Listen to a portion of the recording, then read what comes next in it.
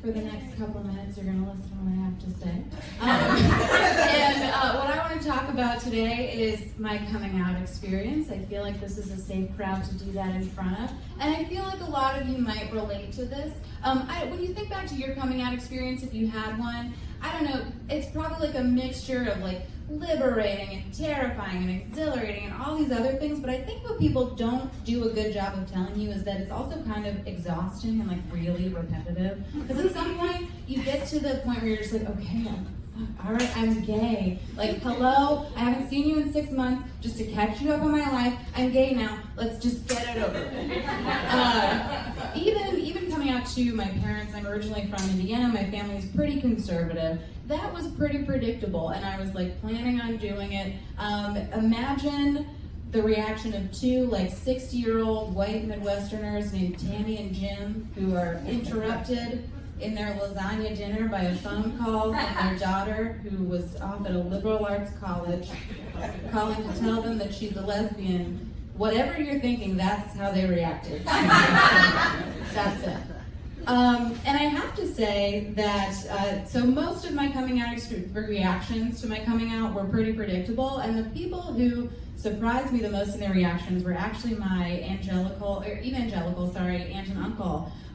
They were actually pretty cool with it. I had my parents tell them that I was gay because I was bringing my girlfriend home for Christmas one year, and I was like, I don't want to have to be like, this is my friend, my special friend whose hand I'm holding under the Christmas dinner table discreetly. And I was actually a little bit disappointed that they were so cool with it, just because I've been expecting to like really argue really well with some like fire and brimstone type reactions. Like, I've been sitting there for years just being like, if I ever tell them and if they ever say anything to me, I'll be like, yeah, well, fuck you. So, didn't get to deliver that zinger. That's okay. We go to the Christmas celebration at my grandma's house. Everybody's super cool. They're really nice to my girlfriend. Everything's going really well. We get to the part where we're opening Christmas presents, and I'm like, cool. Like, we've gotten through 90% of this evening, and people have said mostly not weird things. So, okay, this is going pretty well. At some point though, so we're just tearing off wrapping paper, we're getting some pretty normal presents. There's some chocolate, there's some crossword puzzle books. And what I don't expect is for my girlfriend to nudge me and for me to turn around and see, I had to bring this, I didn't plan on being a prop comedian, but you have to see what I saw. Sitting on my girlfriend's lap is this. What is it? I don't know. I know now. But Bree just nudges me and she goes, what is this? And I was like, I don't know. Because there's no packaging on this. There's kind of just like a string around this little handle. I'll just show it at various angles so you can get the full effect. There's a tag around this handle and it just has an arrow pointing to this shiny button. And all it says is, push me. I vibrate. And it does. That's a healthy purr. Pretty healthy. So we're kind of just staring in horror. My whole family's just continuing to unwrap presents. They have no idea what's going on, and that we're terrified that my evangelical aunt has gifted my girlfriend maybe a vibrator in front of everyone else. And at some point I'm thinking back because I'm like, why? What has been given to us? And I realized that my aunt, before we'd come, had texted me and said, hey, like, do you have any ideas for Bree for gifts?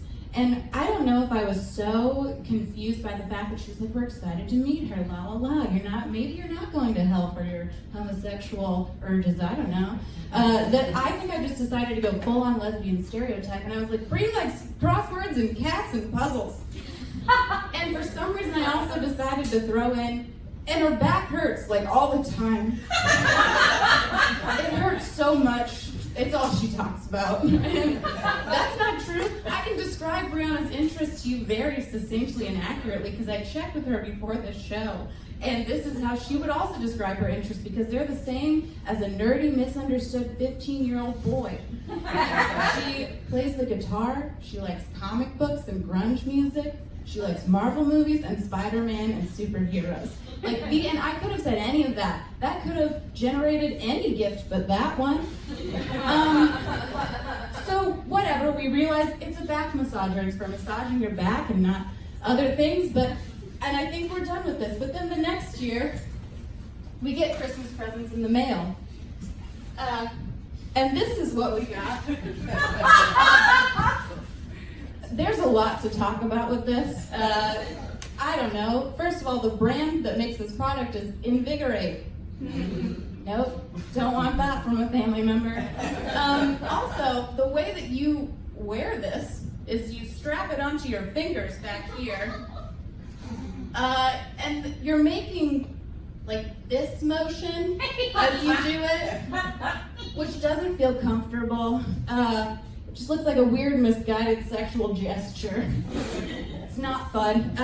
And it also, the packaging is pretty suggestive for that too. It says, gives pleasure to both the giver and the receiver, because there's also little knobbly things that give you a hand massage while you're massaging somebody else.